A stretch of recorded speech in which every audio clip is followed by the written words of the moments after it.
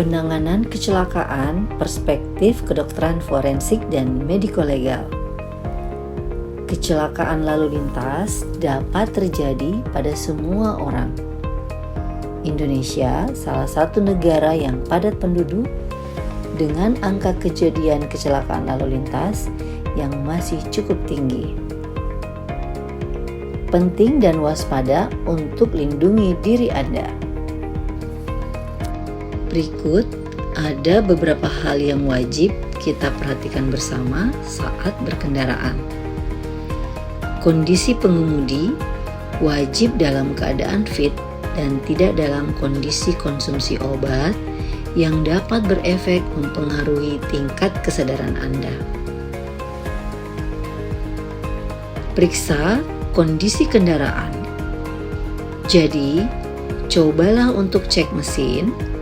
Pastikan alat-alat yang wajib ada di dalam kendaraan Anda sudah tersimpan dan yang Anda perlukan untuk berurusan. Dan yang paling penting, periksa tekanan angin ban mobil Anda. Sebelum berangkat, pastikan di lingkungan sekitar kendaraan Anda, baik bagian depan maupun belakang kendaraan, tidak ada anak kecil atau hal-hal yang dapat mengganggu Anda. Mengatur posisi saat mengemudi. Pastikan bahwa Anda sudah pada posisi duduk yang nyaman dan aman. Menggunakan sabuk pengaman. Sabuk pengaman ini sangat penting dan berfungsi sebagai pelindung diri Anda saat mobil mengalami benturan dan menahan tubuh agar tidak terlempar, serta meminimalisir cedera seperti cedera dada dan bahu, serta cedera pada organ dalam seperti usus dan hati. Mengatur kecepatan berkendaraan. Jangan terlalu terburu-buru ya, apalagi melaju dengan kecepatan tinggi saat berkendaraan, karena ini juga akan membahayakan diri Anda. Istirahat saat lelah. Wajib bagi kamu beristirahat ya bila tubuh terasa lelah. Nah, jangan lupa mengikuti aturan lalu lintas. Ingat ya, aturan lalu lintas dibuat agar pengemudi aman dan nyaman saat berkendaraan. Oleh karena itu, sebagai pengendara yang baik, pastikan Anda untuk selalu mengikuti aturan lalu lintas. Nah, ini yang tidak kalah pentingnya. Jika terjadi kecelakaan, apa yang harus dilakukan?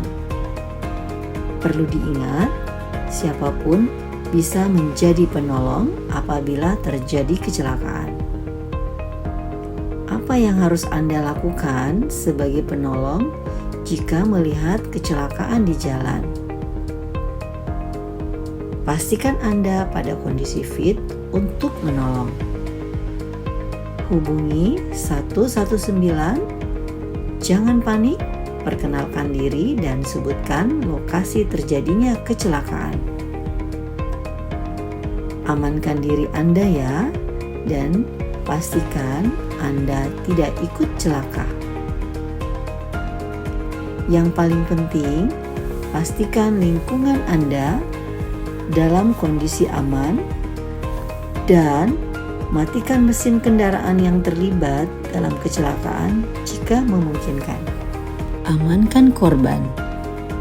Minta bantuan dari orang sekitar untuk memindahkan korban ke lokasi yang lebih aman. Patut dan waspada ya, jangan memperparah kondisi korban. Pemindahan pada setiap korban yang tidak sadarkan diri harus dilakukan oleh minimal 3 orang penolong untuk mencegah cedera tidak bertambah parah. Pindahkan korban dengan cara yang baik. Jangan memindahkan korban seperti menenteng atau menjinjing. Posisi penolong pada saat memindahkan korban adalah satu orang pada bagian atas meliputi kepala sampai bahu. Kemudian satu orang bagian tengah meliputi bagian punggung sampai bokong. Dan satu orang selanjutnya bagian bawah mulai dari lutut sampai pada mata kaki. Ingat ya, hindari posisi korban menggantung, terutama pada bagian leher atau kepala. Nah, ini yang paling penting bagi Anda saat memeriksa korban. Pastikan korban sadar atau tidak sadar, bernafas atau tidak. Jika tidak ada terdengar suara seperti mengorok, lepaskan semua yang mengikat pada tubuh korban, seperti helm, ikat pinggang, dasi, dan lainnya. Hati-hati saat melepaskan helm ya pada korban. Usahakan tidak melukai tulang leher pada korban. Jika terdapat patah tulang, usahakan anggota gerak yang patah tidak bergeser. Bila korban henti nafas dan tidak sadarkan diri, lakukan tindakan pijat jantung.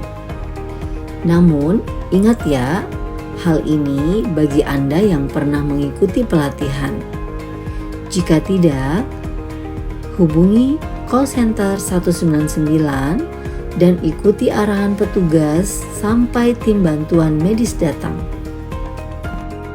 Pada korban kecelakaan yang ingin dibuatkan laporan pemeriksaan visum, harus melapor ke rumah sakit dan kantor polisi, baik sendiri maupun ditemani oleh keluarga jika kondisi memungkinkan, untuk dikeluarkan surat permintaan visum dari penyidik. Ingat, yang paling terpenting adalah membawa korban kecelakaan ke rumah sakit untuk mendapatkan pertolongan segera. Keselamatan korban tetap yang utama. Alur permintaan pembuatan visum e repertum pada pasien kecelakaan meliputi: pasien datang ke rumah sakit, diantar oleh penyidik kepolisian dan membawa permintaan visum e repertum. Bila keadaan korban emergensi atau dalam keadaan tidak sadar, maka pelaporan kejadian tersebut dapat diwakili oleh keluarga sembari korban mendapatkan penanganan emergensi di rumah sakit. Dokter mengecek kembali isi dari surat permintaan visum terkait jenis pemeriksaan yang akan dilakukan dan kebenaran surat tersebut. Hasil-hasil temuan pemeriksaan dari dokter pemeriksa akan dicatat di lembar rekam medik dan akan dilaporkan dalam bentuk laporan surat visum e repertum. Hasil visum e repertum hanya boleh diambil oleh penyidik sesuai dengan surat permintaan visumnya. Cara mengamankan barang bukti setelah penanganan keselamatan korban dikedepankan. Jangan memindahkan posisi kendaraan yang terlibat kecelakaan lalu lintas. Jangan memindahkan atau mengubah posisi tuas transmisi kendaraan manual atau otomatis, spion kanan, kiri, dan tengah. Jangan memindahkan barang-barang yang ada di TKP. Bila ada benda yang dapat membahayakan orang-orang di sekitar kejadian, dapat dipertimbangkan untuk dipindahkan untuk keselamatan orang banyak dengan prinsip tetap memperhatikan dan menjaga barang bukti. Bila memungkinkan, dokumentasikan posisi akhir kendaraan yang terlibat kecelakaan lalu lintas. Jaga barang-barang berharga dan identitas korban. Hal yang tidak boleh dilakukan: jangan hanya menonton dan menimbulkan kemacetan. Jangan mengambil barang milik korban. Jangan menghalangi akses bantuan pertolongan. Setiap korban laka lantas dijamin oleh negara dan akan ditindaklanjuti oleh Jasara Harja sebagai perpanjangan tangan negara bagi korban laka lantas. Sedikit kepedulian Anda menyelamatkan jiwa.